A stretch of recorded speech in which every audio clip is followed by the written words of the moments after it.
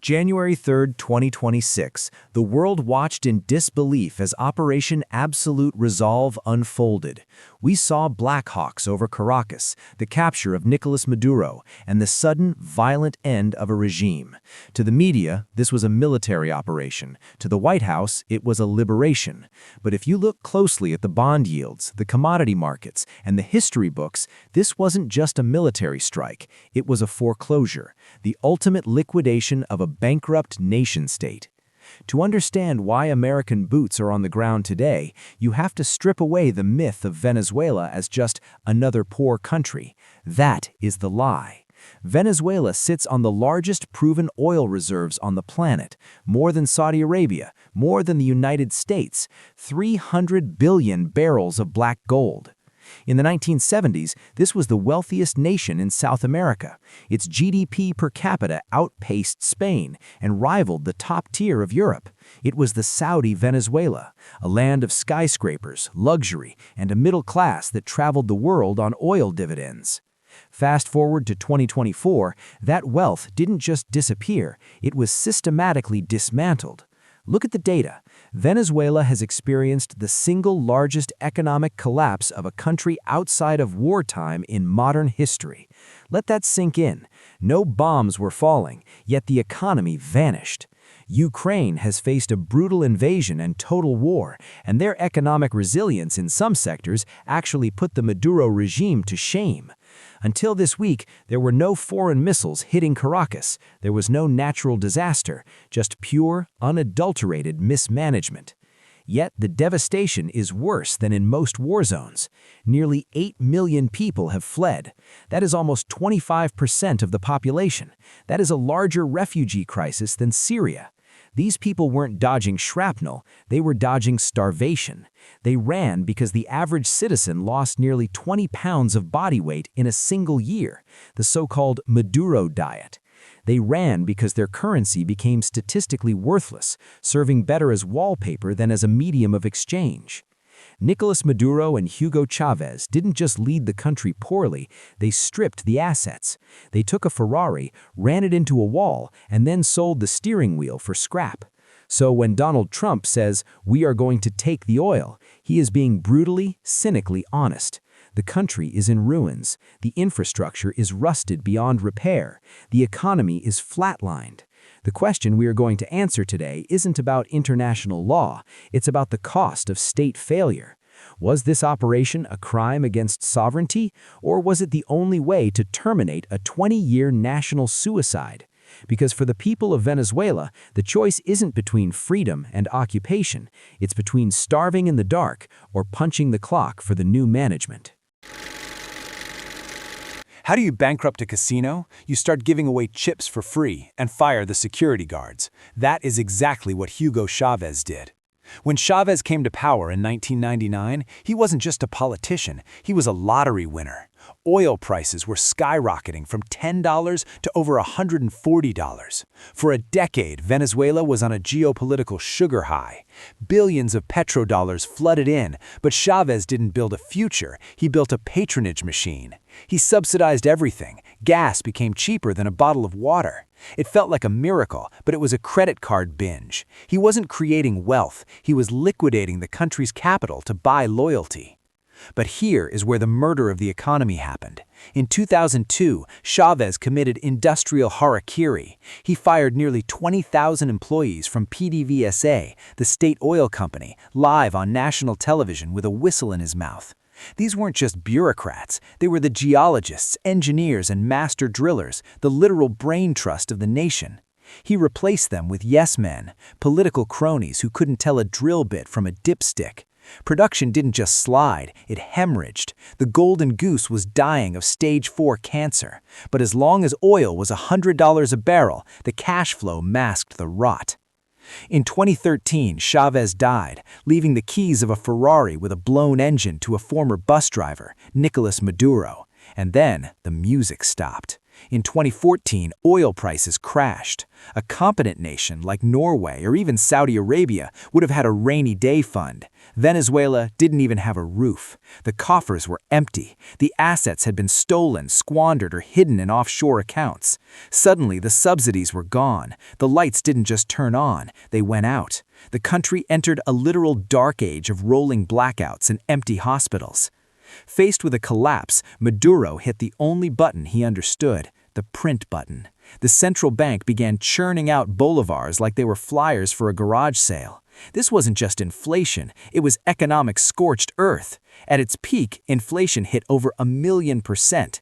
Prices doubled every few weeks. People stopped counting bills, they started weighing them on meat scales. We saw the ultimate humiliation of a currency, people weaving handbags out of banknotes because the physical paper was worth more than the denomination printed on it. The bolivar wasn't money anymore, it was confetti for a funeral. By 2024, the state had effectively ceased to exist as a functional entity. Oil production, the nation's heartbeat, collapsed from 3.5 million barrels a day to less than 700,000, levels not seen since the 1940s. Maduro blamed imperialist sanctions, he blamed the CIA, he blamed economic war. But sanctions didn't fire the engineers in 2002. Sanctions didn't let the refineries rust into scrap metal. Maduro broke the country from the inside out, creating a power vacuum so deep and so desperate that it became a geopolitical black hole.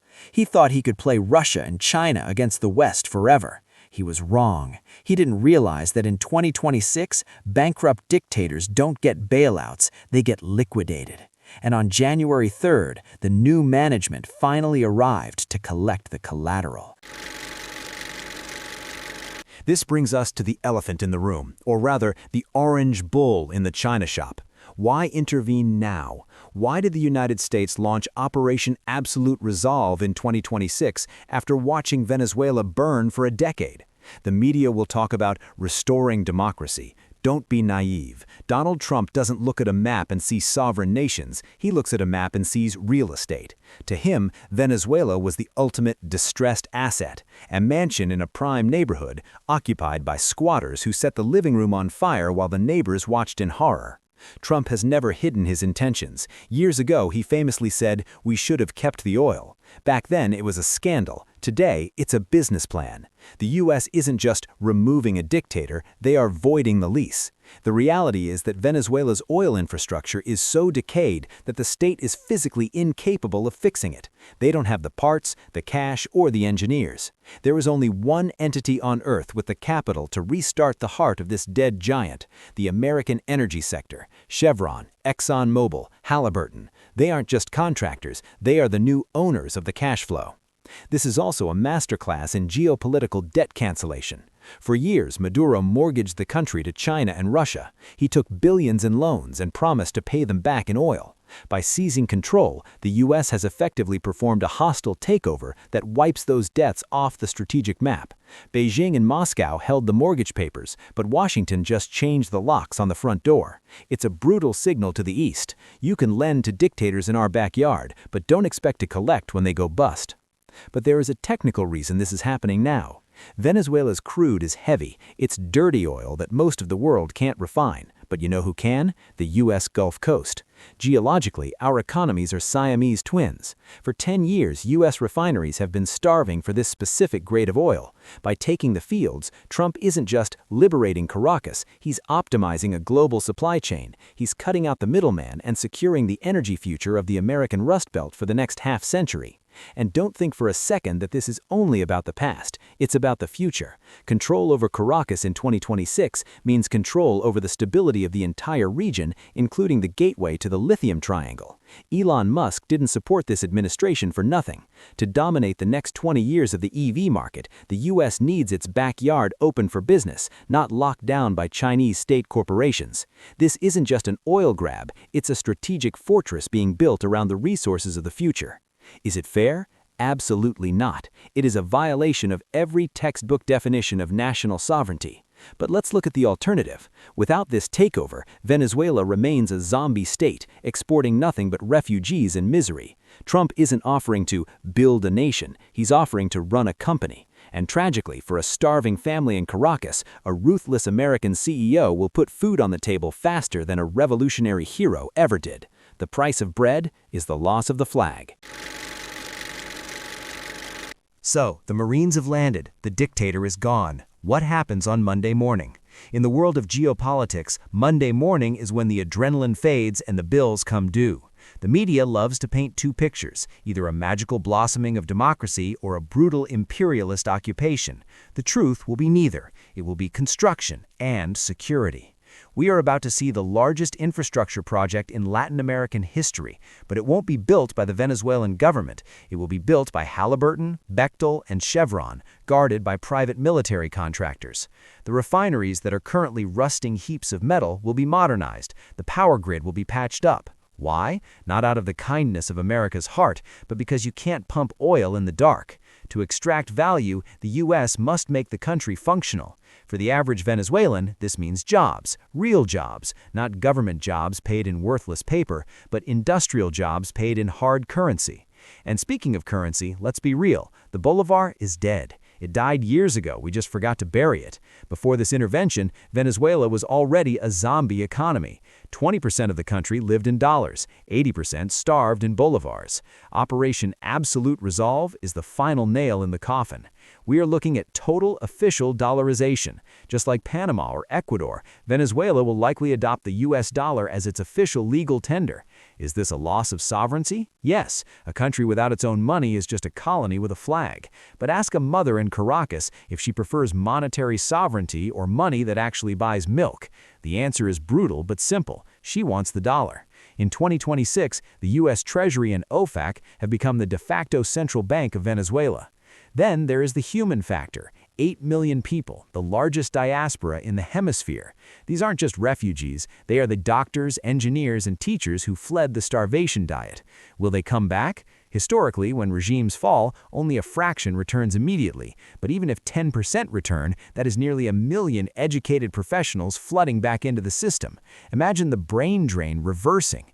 It won't happen overnight, and it won't happen because of patriotism alone. It will happen because for the first time in 20 years, there might be a real stable payroll to sign. And speaking of payroll, this brings us to the core of the tragedy. The Venezuelan people are about to be offered a Faustian bargain.